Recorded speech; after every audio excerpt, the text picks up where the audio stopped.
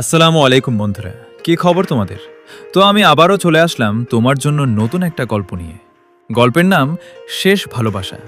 তো আর বেশি কথা না কইয়া শুরু করা যাক। আমি কখনো ভাবিনি আমার জীবনে আবার ভালোবাসা আসবে।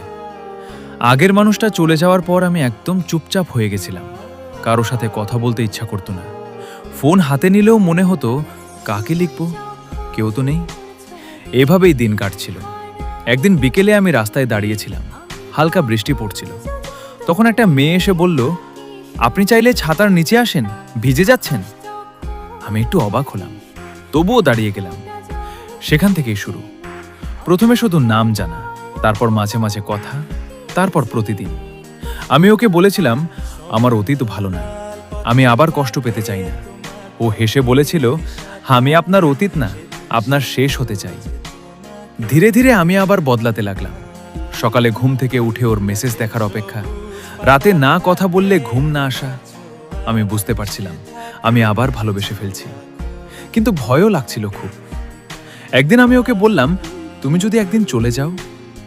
ও আমার হাত ধরে বলল, সবাই চলে যাওয়ার জন্য আসে না, কেউ কেউ থেকে যাওয়ার জন্যও আসে। তারপর আমাদের সম্পর্কটা আরও গভীর হলো। ছোট ছোট ঝগড়া, আবার মান অভিমান, আবার কথা, সব মিলিয়ে আমি খুব শান্তি পাচ্ছিলাম। মনে হচ্ছিল এতদিন পরে আমি সত্যি কাউকে পেয়েছি।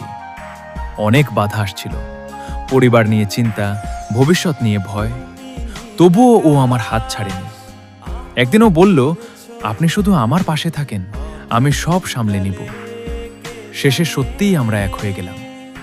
এখন রাতে ঘুমানোর আগে ওর দিকে তাকিয়ে থাকি, মনে মনে বলি, তুমি আমার প্রথম ভালোবাসা না, কিন্তু তুমি আমার শেষ ভালোবাসা। আর আমি চাই এই শেষ ভালোবাসাটা যেন কখনো শেষ না হয়। তো আজ এই পর্যন্ত, দেখা হবে আবার অন্য কোনো গল্প। সাবস্ক্রাইব করে পাশে থাকুন। ধন্যবাদ।